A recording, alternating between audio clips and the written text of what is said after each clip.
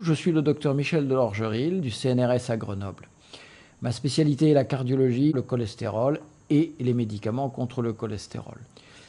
Ma conclusion, après 3 décennies de travail sur ce sujet, est que l'affaire du cholestérol et des traitements anti-cholestérol est un épouvantable scandale sanitaire, bien pire encore que l'affaire du Mediator.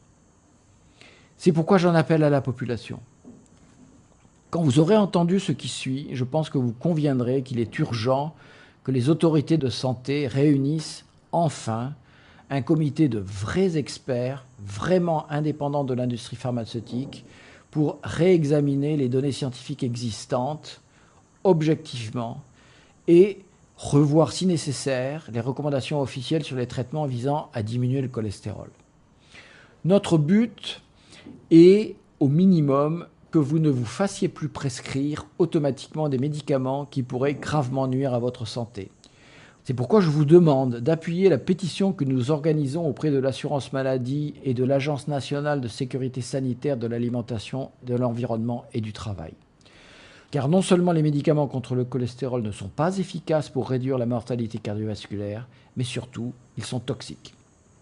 Il n'y a plus de doute aujourd'hui. Les plus récentes études scientifiques indépendantes indiquent que les médicaments anti-cholestérol pourraient augmenter le risque d'hémorragie cérébrale.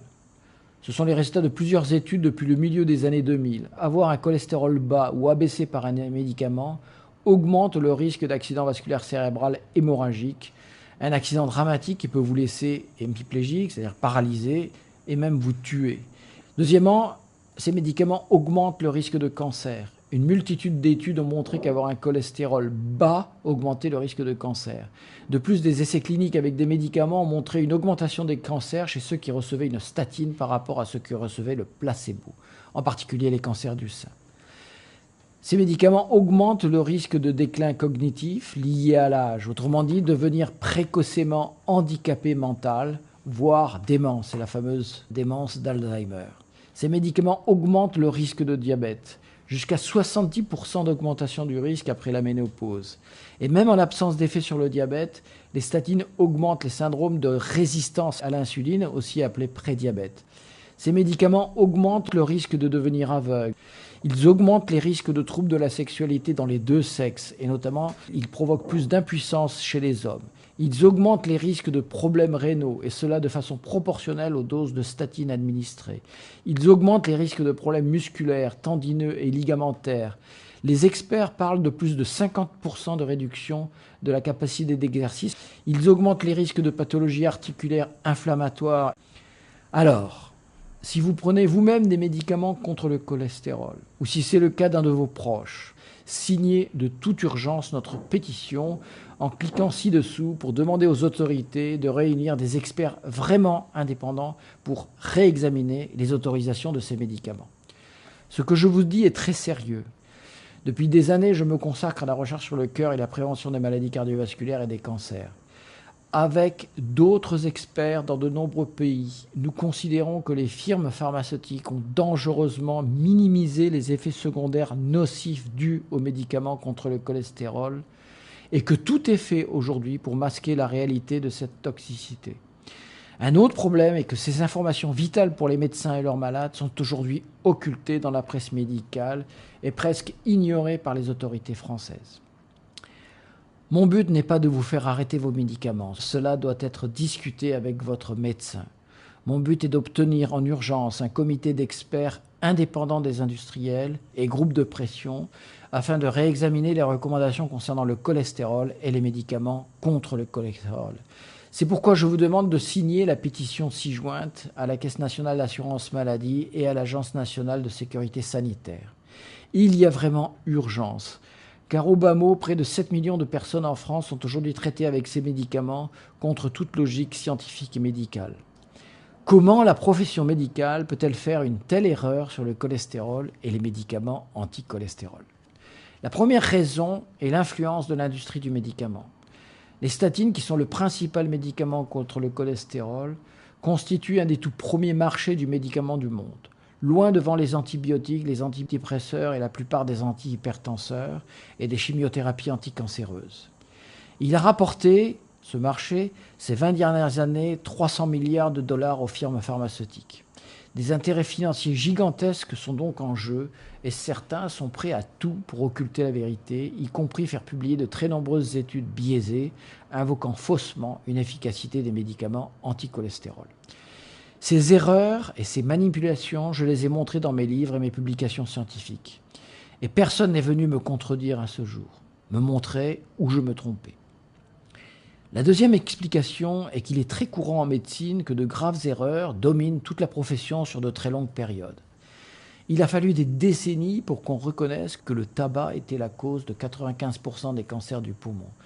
Plusieurs décennies pour interdire l'amiante, dont beaucoup de médecins liés à l'industrie niaient les dangers.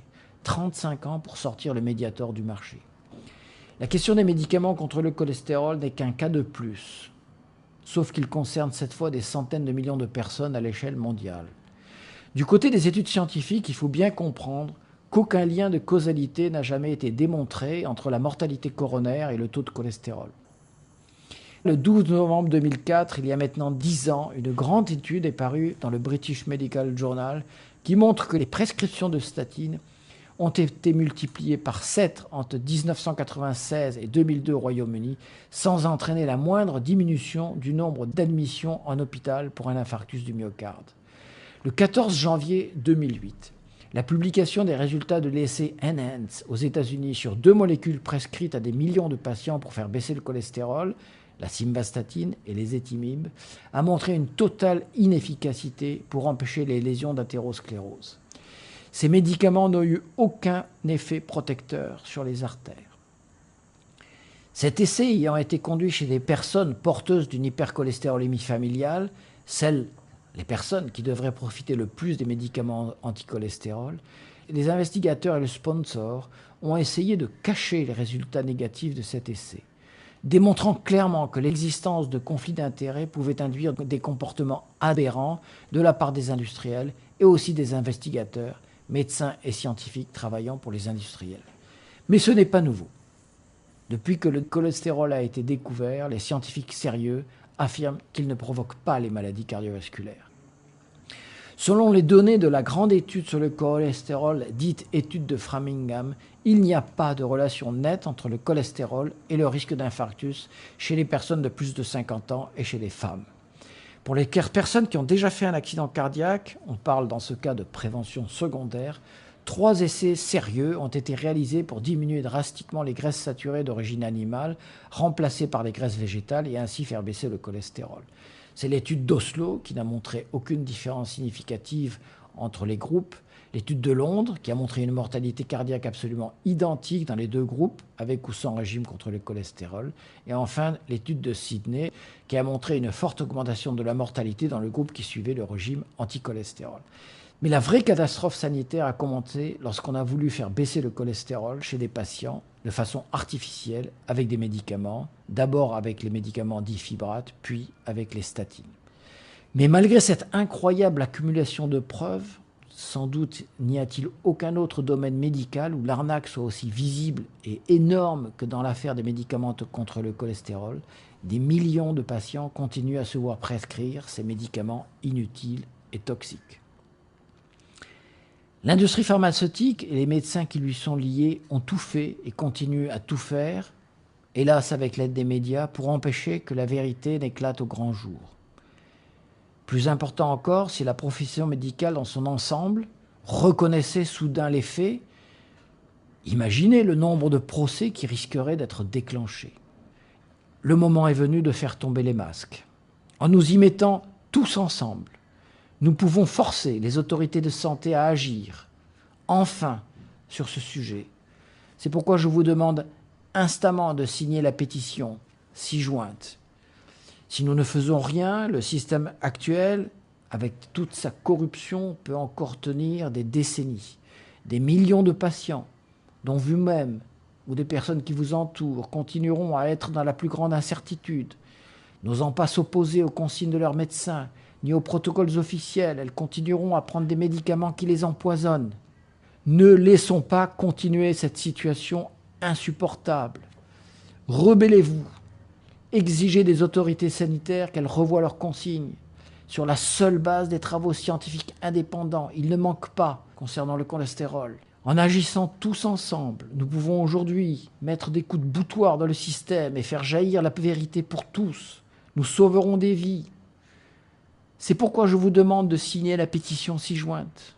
J'appelle tous mes confrères, médecins responsables, exerçant leur métier avec conscience et dans le respect du serment d'Hippocrate, à relire de toute urgence la littérature médicale indépendante au sujet du cholestérol, à revoir leurs prescriptions concernant les statines et autres médicaments contre le cholestérol et à signer eux aussi notre grande pétition. Je rappelle surtout que de nombreuses études, largement ignorées de la presse médicale et de la grande presse, ont montré que les méthodes naturelles, l'adoption d'un mode de vie protecteur, permettent de réduire de façon drastique le risque de maladie cardiaque. Continuer de les cacher au public est plus qu'un scandale, c'est un crime. Ce n'est pas le cholestérol qui provoque l'infarctus et l'accident vasculaire cérébral, c'est la mauvaise alimentation, la sédentarité, le mode de vie délétère, le tabac, la pollution atmosphérique qui donne de l'hypertension, du diabète, de l'athérosclérose.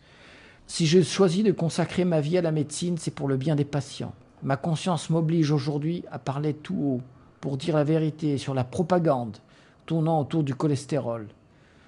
Ne soyez pas victime, vous aussi, de cette odieuse manipulation. Défendez-vous, défendez vos proches. Signez maintenant cette grande pétition contre les lobbies. Transférez, s'il vous plaît, ce message le plus largement possible autour de vous. Bien à vous, je suis le docteur Michel Delorgeril.